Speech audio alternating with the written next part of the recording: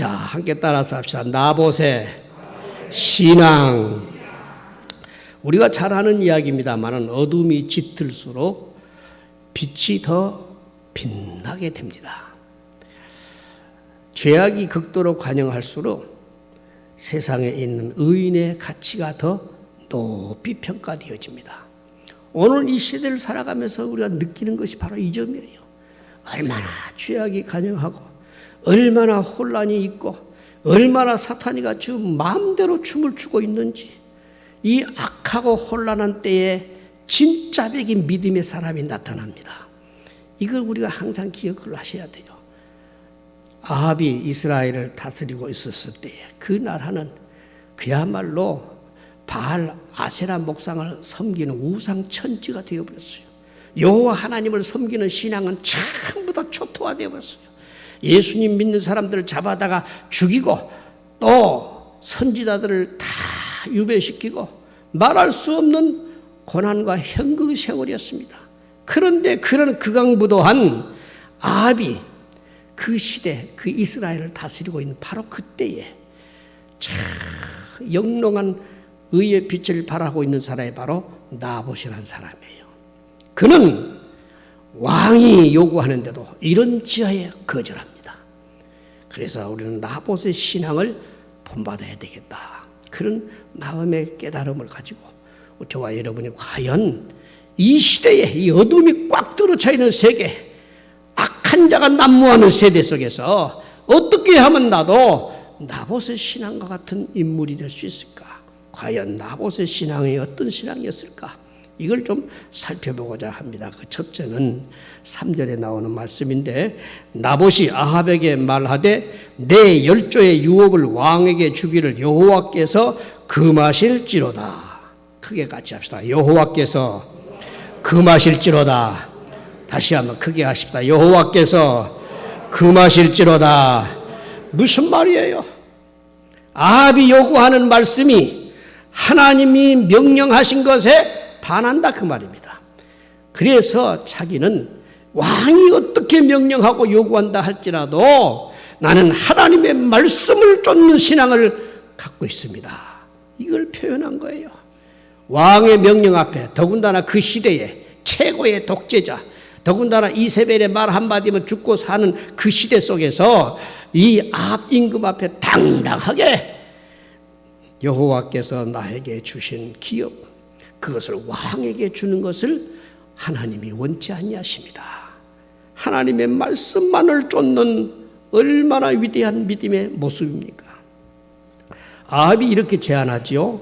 내가 더 아름다운 땅을 주겠다. 또 네가 원한다면 내가 값을 충분히 계산해서 주겠다. 아니, 왕이 계산해서 주겠다는데 그냥 헐값으로 사겠습니까? 어떻게 생각하면은 얼마든지 그럴 수도 있죠 하고 타협할 수 있어요.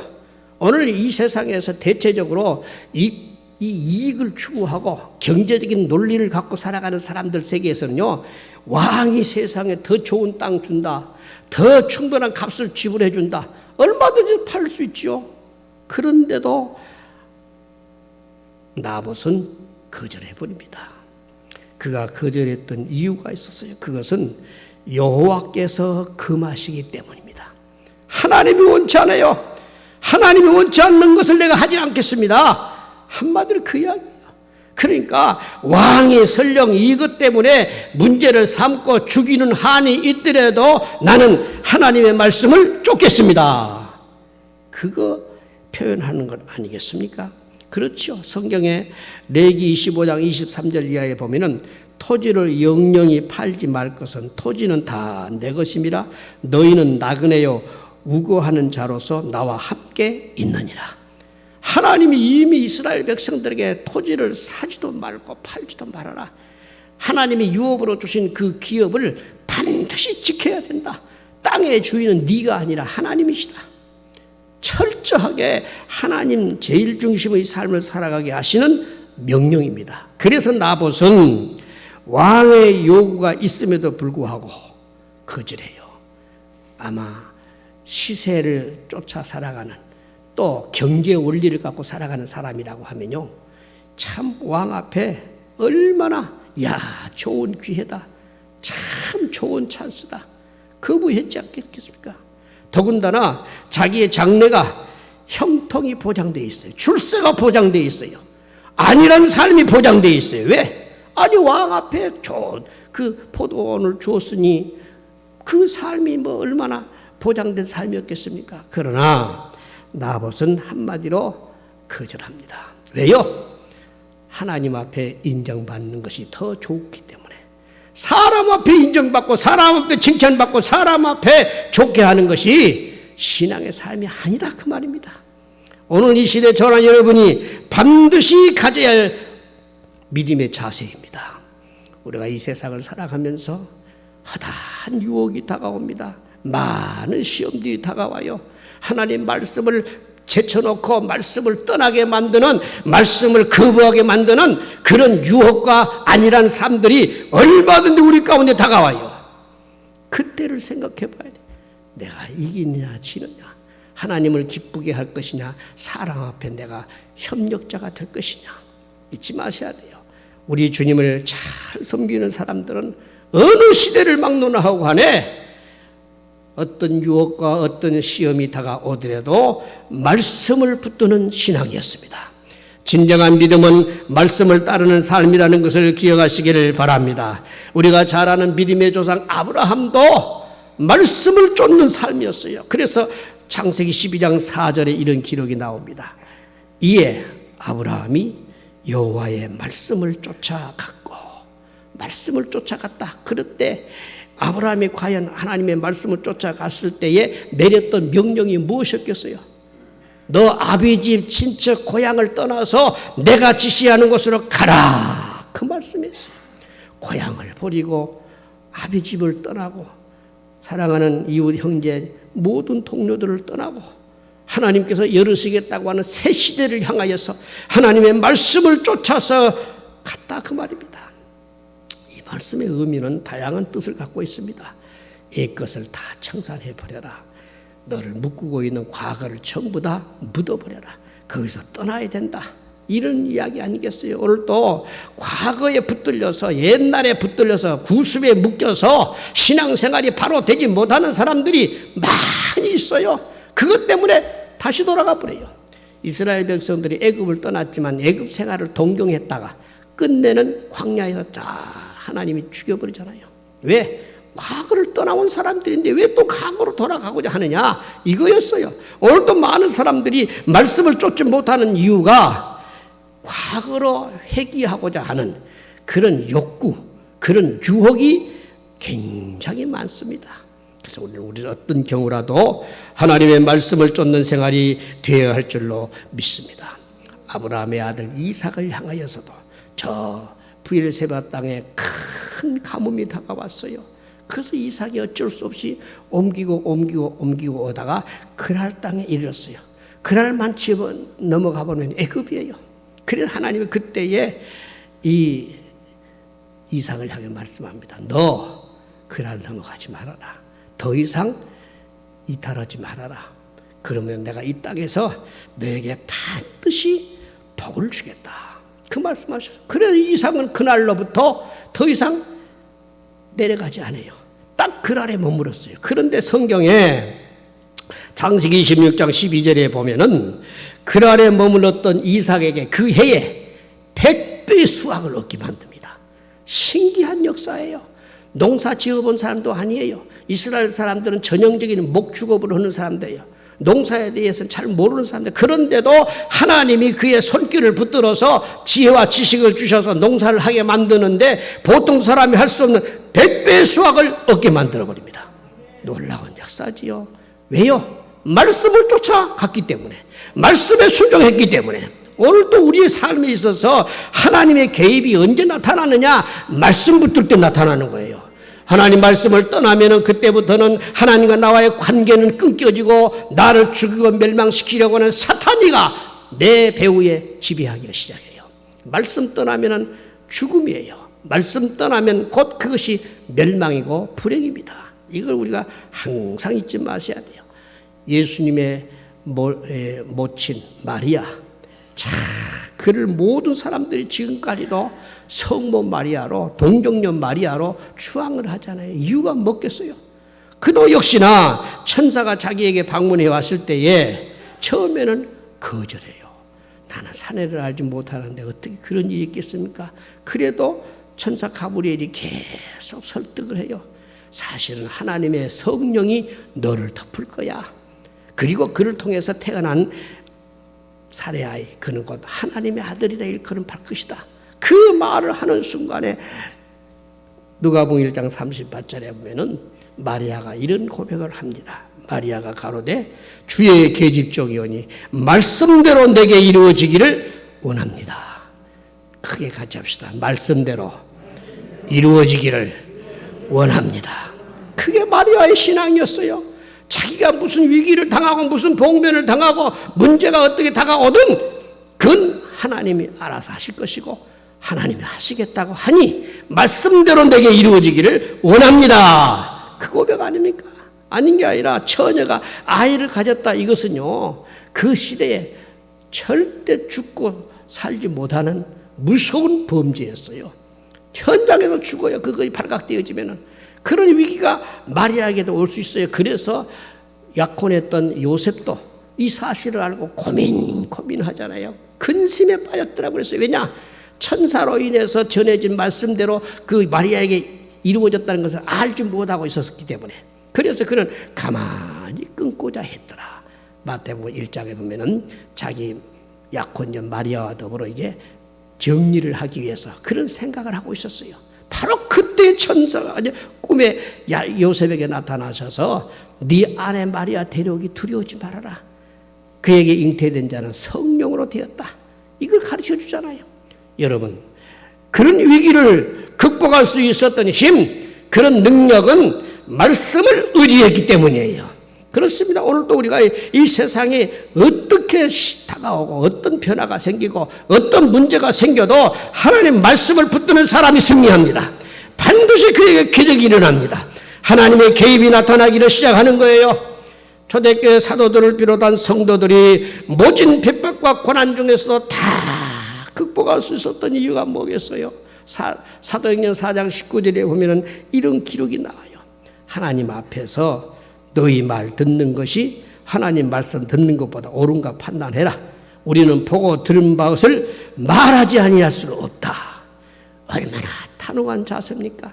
내가 사람 말을 듣고 살아야 되느냐, 하나님 말씀 듣고 살아야 되느냐, 이것을 정확하게 하고 있었다 그 말입니다. 여러분, 신앙생활은 하나님 말씀을 쫓아가는 삶이에요. 그래서 매일같이 우리는 나에게 주시는 생명의 말씀이 필요합니다. 오늘 또 붙들어야 할 말씀이 필요한 거예요. 그래서 그 말씀을 붙들고 하루를 출발해가는 그 삶 속에는 하나님이 인도해 가셔요. 왜? 말씀이 내 발에 비치고 내 길에 비치시기 때문에. 말씀이 비추시고 나를 이끌어 가시는데 그 삶이 암담하고 문제가 생기고 어려움이 생겨도 말씀 안에서 해결되어 버린다는 것을 믿으시기 바랍니다. 여러분, 슈바이처 하면은 참 대단한 인물이죠. 다 아는 이야기입니다만은 그는 아주 훌륭한 오르간 연주자이기도 했고 철학자요, 과학자요, 의사였고 그 당대에 또 훌륭한 설교자이기도 했습니다. 그런데 그 생애가 어디서 드디어 빛이 드러났습니까? 아주 훌륭한 저 도해지에서 그가 살면서 수많은 사람들로부터 추앙을 받고 칭찬을 받고 그래서 살았더라고 하면은 그는 오늘날까지라도 별로 많은 사람들의 기억 속에 기억나지 않는 사람이에요. 그런데 그는 철저하게 많은 주위의 사람들이 만류하는데도 불구하고 아프리카 오지로 들어갑니다. 그리고 그는 누구도 환대하지 않는 곳에서 묵묵히 하나님 말씀을 증거하면서 의사 역할을 해요. 그랬더니 그 생애가 마침내 수많은 사람들로부터 그는 위대한 의사였다. 그는 위대한 예수의 종이었다. 그는 훌륭한 믿음의 사람이었다고 그 빛을 평가하고 있지 않냐 그 말입니다. 여러분, 그렇습니다. 슈바이처가 그곳에 가게 되었던 이유가 있었어요. 그는 평범한 한 세대를 살아가기보다는 하나님께서 나에게 의도하시는 바를 내가 쫓아서 가리라 그랬어요. 그는 신앙의 사람이었습니다. 기도하는 사람이었어요. 그래서 하나님께서 자기에게 가르쳐 주시는 말씀을 쫓아서 내가 아프리카의 오지에 가서 병들면 영락없이 죽어야 될 사람들, 그 사람들을 보살피면서 그들에게 복음을 증거하겠다. 그래서 훗날에 그는 아프리카의 아버지라고 하는 말을 듣습니다. 여러분, 주의 말씀을 쫓아 살아가는 길 절대로 평탄하지 않습니다. 힘들고 어려운 문제들이 수없이 있습니다. 그러나 그 길은 주님이 명하시는 길이면 승리가 있습니다. 축복이 있는 거예요. 우리 모두는 말씀을 쫓는 삶이 되어질 수 있기를 바랍니다. 그래서 이 세상 속에서 절대로 실패자로 또 하나님 보시기에 형편없는 믿음의 추락자로 되지 마시고 하나님 말씀만을 붙들고 그 말씀을 의지해 살아가는 신앙의 사람들이 되어지자는 말씀이에요. 두 번째는 본문 3절이 또 나오는 이야기인데 내 열조의 유업을 이라고 말씀합니다. 따라서 합시다. 열조의 유업. 이것은 하나님의 명령도 명령이지만 그 명령을 받들어서 자기 열조들이 가지고 있는 기업, 그것을 나는 지켜야 할 사명이 있습니다. 그것을 포기해서는 안 됩니다. 열조께서 나에게 주어진 이 기업을 나는 반드시 지켜야 되는 사명이 있습니다. 이것을 강력하게 강조한 이야기예요. 이 뜻이 무엇이겠어요? 한마디로 말씀드리면 땅을 지켜야 되는 이유는 사명 때문이에요. 열조로부터 부여받은 사명. 이것이 우리 인간이 살아가면서 중요하게 여겨야 할 대단히 중요한 자세예요. 삶의 태도예요. 유업이라고 하는 말이 나힐라라고 하는 용어를 썼는데 그 말은 상속, 재산, 토지 등을 말합니다. 그러나 그 의미는 뭐냐 하면은 조상께로부터 내게 물질적으로 받게 한 유업인데 그 유업은 반드시 지켜야 된다고 하는, 반드시 그것을 고수해야 한다고 하는 사명적 의미가 담겨있는 용어예요. 여러분, 예수 믿는 저와 여러분에게 소중하게 여겨야 할 것이 뭐겠어요? 많은 사람들이 알고 있는 사실입니다만은 생명이 중요해요. 다 살기 위해서 몸부림쳐요. 병들면 그냥 병원에 가서 치료받으려고 몸부림쳐요. 왜요? 살고 싶어서 생명 때문에. 그런데 정확하게 우리가 이해를 해야 됩니다. 생명보다 중요한 것은 사명입니다. 하나님이 나를 왜 지키신 줄 아세요? 사명 때문에 지켜요. 내가 하나님 앞에 사명을 포기해버리면은 하나님은 나를 이 땅에 두실 이유가 없어져요. 그러니까 생명을 거두어 버리는 거예요. 그래서 참 유명한 말이 있어. 리빙스톤이 했던 말입니다만은 사명이 있는 한 결코 망하지 않는다. 여러분, 주님 앞에 서는 날까지 사명 붙드세요. 주 예수님께서 나를 불러주신 것은 구원하기 위해서만 아니에요. 구원은 하나님께서 내게 주신 일차적인 축복이고 은혜이지요. 물론 그것은 어떤 것과도 비교할 수 없는 최고의 선물이에요. 그러나 구원하신 이유는 네가 이 땅에 살아가는 동안 좀 지체 사명 감당해라. 하나님 나라를 확장하는 데 좀 쓰임 받아라. 하나님이 기뻐하시는 일을 좀 열심히 하면서 살다가 하늘나라에 와라. 그 이야기예요. 그래서 바울 사도는 우리 그리스도인들의 부름을 두 가지 차원에서 설명합니다. 첫째는 구원애로의 부름이에요. 죄로부터 나를 불러주셨습니다. 세상으로부터 불러주셨습니다. 마귀로부터 나를 불러주셨어요. 왜? 구원받으라고. 그런데 구원받은 사람에게 나타난 또 하나의 부르심이 있어요. 그것은 사명 때문에. 너 이제 구원받았느냐?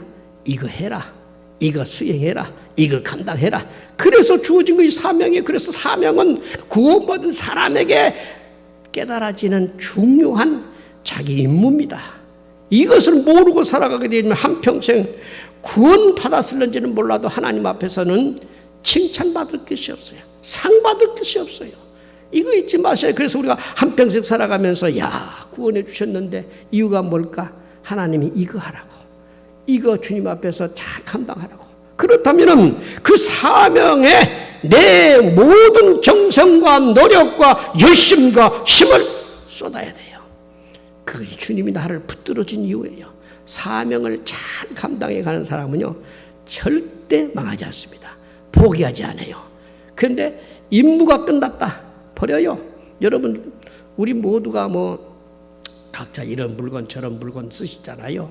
라디오를 쓰다가 이게 삑삑 소리만 나고 제대로 주파수도 못 잡고 하면요, 아무리 외형상 아름답고 훌륭해도 버려요. 폐기 처분해버려요. 사람도 그런데 하나님 앞에서 내 사명을 잘 수행해 나가는데 하나님이 나를 포기하실 것 같습니까? 절대로 안 해요. 반드시 붙으십니다. 그러나 사명이 다 했을 때는 언제라도 하나님이 나를 주의 나라로 옮기셔서 그동안 수고하고 땀 흘리고 애쓴 모든 것에 대한 하나님의 위로가 다가와요. 그래서 계시록 15장에 보면은 주 안에서 죽는다는 복이 있다. 이는 저가 주 안에서 평안히 쉬게 될 것이다. 행한 일이 따름이더라. 그랬어요.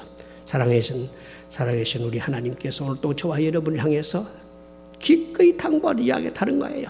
사명을 붙들고 사는 사람이 이 시대에 승리의 사람이 됩니다.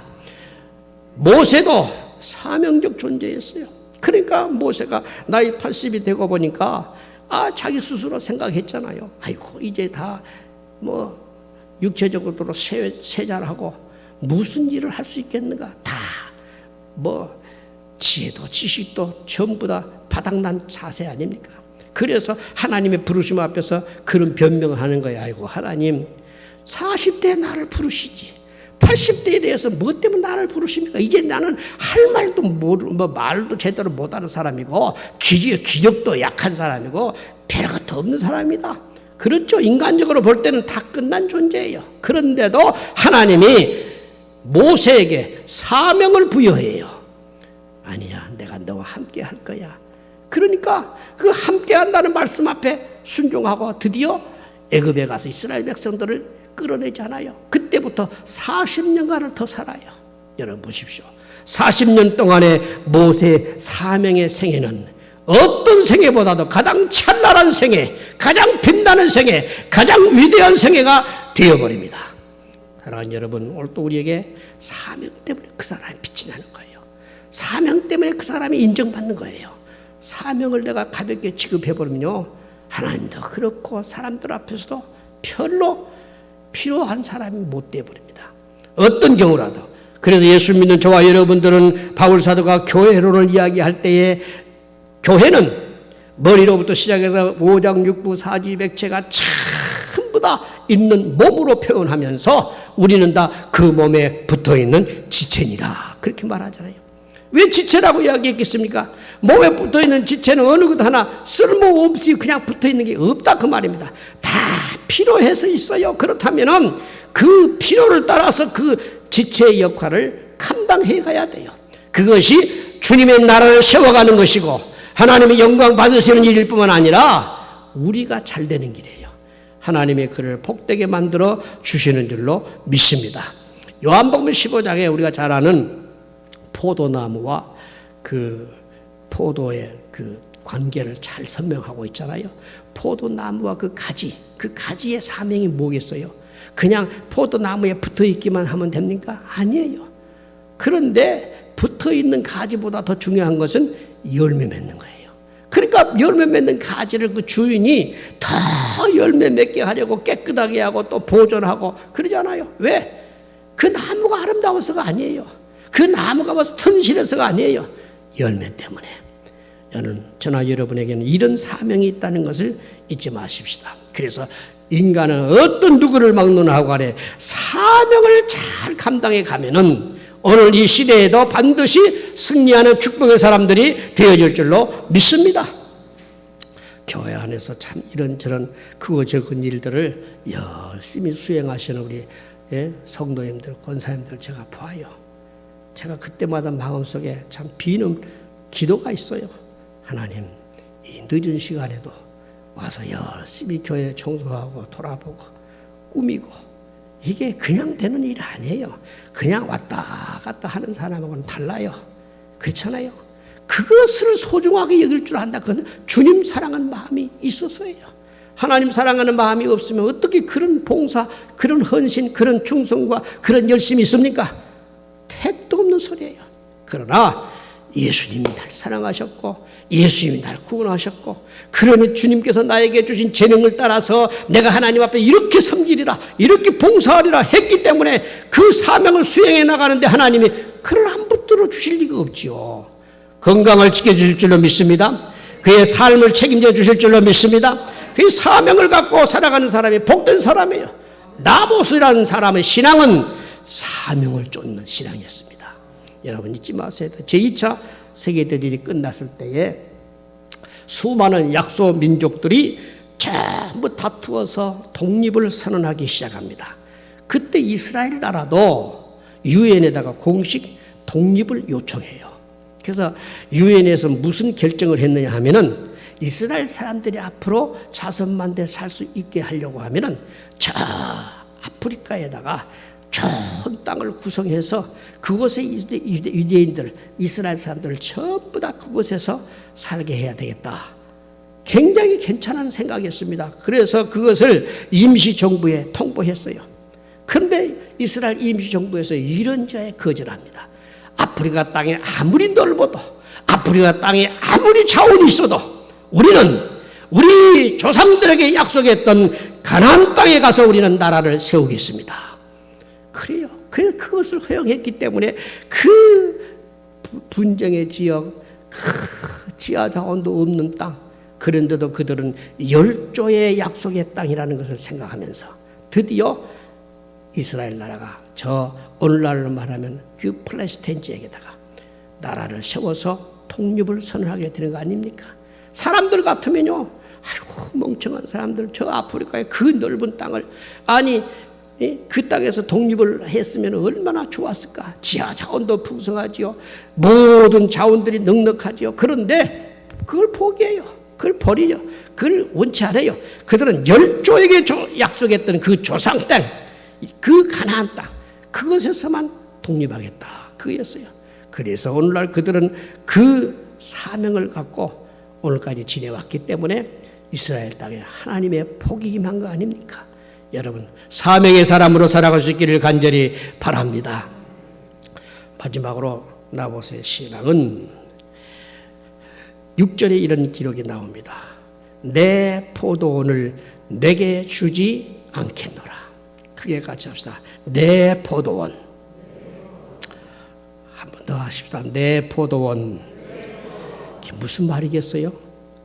나봇이 가지고 있는 포도밭이 저 아합 임금이 주겠다고 하는 더 좋은 땅보다도 나는 내게 있는 것으로 족합니다. 내게 있는 것으로 족합니다. 다시 말씀드리면 내가 가진 것으로 만족해하는 신앙이에요. 여러분, 인간에게 가장 큰 불행이 뭔지 아세요? 자꾸 비교해보는 거예요. 내 것은 작은데 저거는 크네. 나는 이것밖에 아닌데 저건 더 많네. 이런 쓸데없는 비교에서 탐욕이 생기고 괴계가 등장하고 온갖 모든 잘못된 생각들이 나오기 시작합니다. 여러분, 인간에게 가장 중요한 것은 나에게 있는 거, 내게 주어진 거, 그걸 귀하게 여길 줄 아는 자세가 반드시 필요합니다. 제가 하우스 사역을 하면서 여러분들에게 수없이 강조했던 이야기가 뭐였어요? 신앙생활을 잘 하려면, 교회생활을 잘 하려면 세 가지 내 것을 반드시 가지고 있어야 돼요. 이것은 절대 비교할 수도 없고 포기해서도 안 될 소중한 것이에요. 첫째는 내 교회가 분명해야 됩니다. 내 교회, 내가 구원받고 내가 은혜 받고 내가 하나님 앞에 약속했던 내 교회를 주님 앞에 서는 날까지 지키고 붙드는 것이 중요합니다. 그 왜요? 그것이 나를 부르신 하나님의 의도가 거기에 있어요. 두 번째는 내 사명이에요. 내가 이 교회에서 해야 할 내 사명, 이걸 절대로 가볍게 여기서는 안 됩니다. 자기 사명이 분명해야 교회 생활에서 어떤 경우라도 흔들림이 없이 그 임무를 감당해 갈 수 있어요. 또 하나는 내 목자예요.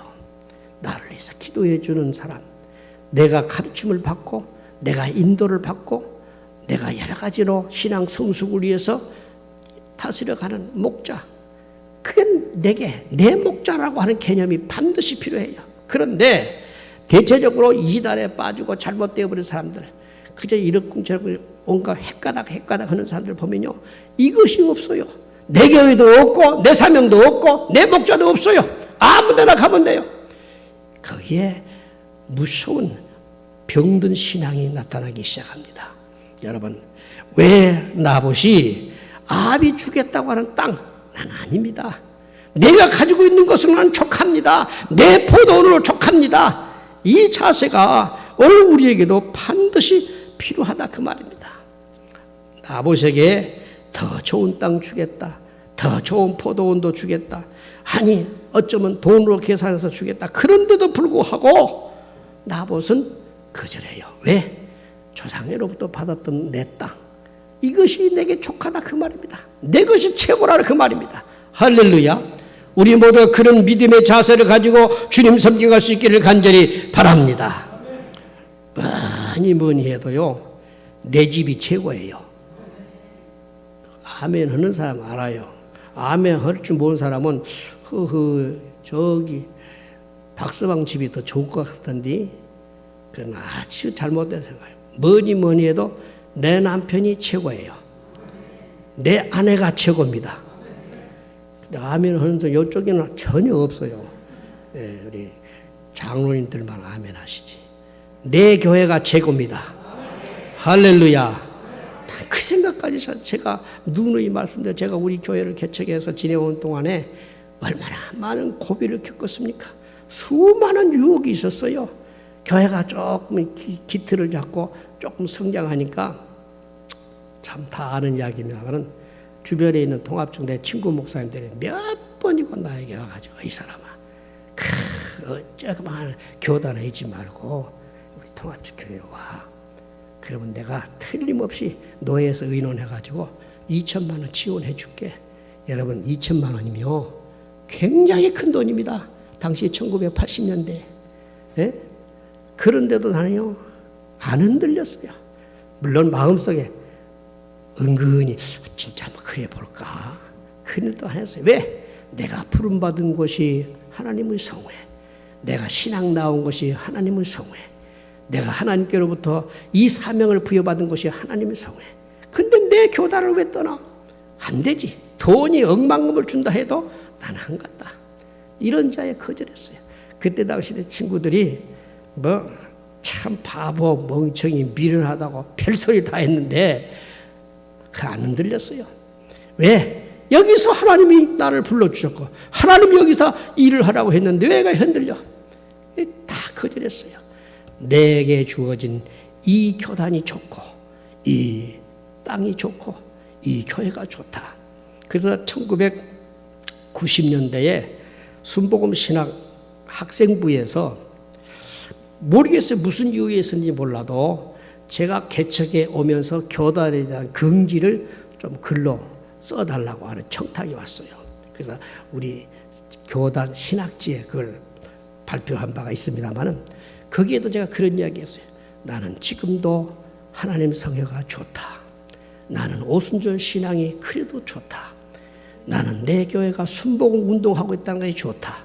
다양하게 내가 글을 써냈어요. 얼마나 그 신학지에 그 글을 써낸 이후에 여기저기서 내 친구 목사들이 많이 전화가 왔어요. 야, 너 참 대단하다. 긍지가 있네. 그랬어요. 여러분, 내 교회, 내 것이 최고예요. 할렐루야. 별소리 다 해도 내 교회가 최고예요. 예? 며칠 전에 아내를 잃고 저 시골에 가서 진짜 훌륭한 멋진 집을 짓고 사는 어느 그 50대 후반에 들어선 사람에 대한 이야기가 나오더라고요. 그 보니까 진짜 집이요. 진짜 잘 지었어요. 그 사람이 목수를 하는 사람인데 얼마나 궁궐 같은 집을 짓고 혼자 살아요.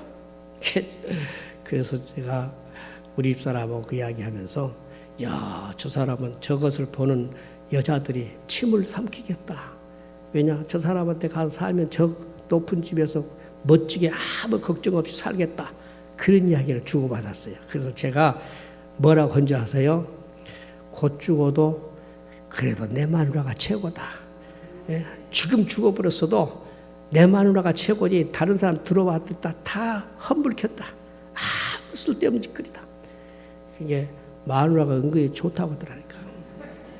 여러분, 내 사람이 최고입니다. 어째서 응답이 없어요? 내 집이 최고입니다. 나는 이 나봇의 이 모습을 보면서 야, 그렇지. 임금이 더 좋은 땅 준다고 해도, 아니 임금이 엄청난 돈을 준다고 해도 그거 아니에요. 하나님께서 나에게 주신 이것이 최고입니다. 나는 이것 붙잡으랍니다. 이것만 갖고 있으랍니다. 그러니까 아합이 더 이상 말을 못해요.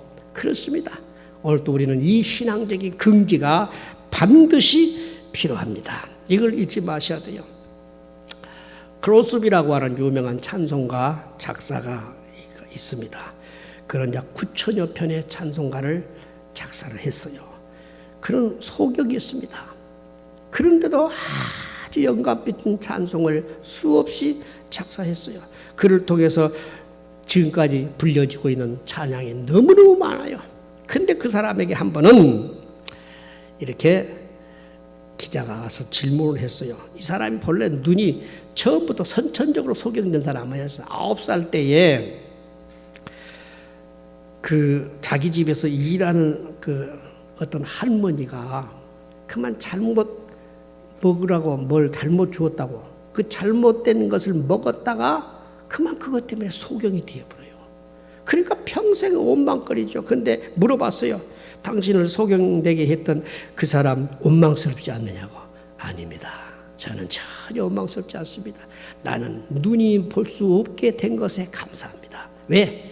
내 눈이 감겨지면서 나는 남이 보지 못하는 신령한 세계를 보게 됐습니다. 하면서 그런 이야기를 해요. 하나님께서 지금이라도 나에게 너 밝은 눈을 줄 테니까 받을래? 나는 안 받겠습니다 할 겁니다. 왜? 그 눈을 받는 순간 나는 지금까지 내 마음에 내 영적인 세계의 순수함과 깨끗함을 잃어버릴 겁니다. 그러나 하나님이 주신 영적인 눈을 갖고 있으니까 나는 세상은 보지 못해도 하나님의 세계를 보면서 찬양하고 감사합니다. 너무너무 멋진 이야기 아니에요. 여러분 보십시오. 소경 있는 그대로 좋다는 거예요. 마음이 아픔은 그대로 좋다는 거예요. 약한 그대로 좋다는 거예요. 여러분 있는 대로 좋아하십시다. 그것이 최고예요. 더 하다가 문제가 생기는 것이지 내게 있는 것으로 족하게 여기는 자세. 오늘 나봇이 가지고 있었던 위대한 신앙의 모습이었습니다. 말씀을 정리하면은 나봇의 신앙은 말씀을 쫓는 신앙이었습니다. 날마다 하나님 말씀을 쫓아 살아가십시다. 사명을 쫓는 신앙이었어요. 나를 하나님이 복되게 만드시고 붙드시는 이유가 사명 때문이에요. 그 사명을 잘 감당해간 사람은 하나님이 반드시 그를 복되게 만들어 주셔요. 사명을 쫓아 살아갈 수 있기를 바랍니다. 가진 것에 만족해하는 신앙 너무너무 소중해요. 내게 주어진 거 이것이 좋게요. 이것이 감사해요. 있는 것으로 감사하고 없어도 괜찮고 그것 때문에 감사하는 믿음. 오늘 이것이 나봇의 신앙이었다는 기억하고 우리 모두가 이런 아름다운 나봇의 신앙을 본받아 우리도 신앙의 사람으로 승리해 갈 수 있는 저와 여러분이 될 수 있기를 주의 이름으로 축원합니다. 함께한 간절한 마음으로 이제 통솔로 기도할 텐데 오늘 성찬 예식을 갖습니다. 우리가 하나님 앞에 나누는 이 잔과 떡은 예수 그리스도의 살과 피를 기념하는 거예요. 주님의 살과 피를 우리가 잊어버리면 안 돼요. 날마다 그 흘린 십자가의 피, 그가 찢기신 몸 마음속에 간직해야 돼요. 그리고 주님 때문에 내가 오늘까지 살아왔습니다. 주님 때문에 내가 천국 갑니다. 이 생각하면서 오늘도 하나님 앞에 준비하는 감사의 기도를 함께 같이 드리도록 하십시다. 다 같이 주의 일창으로 통솔을 기도합니다.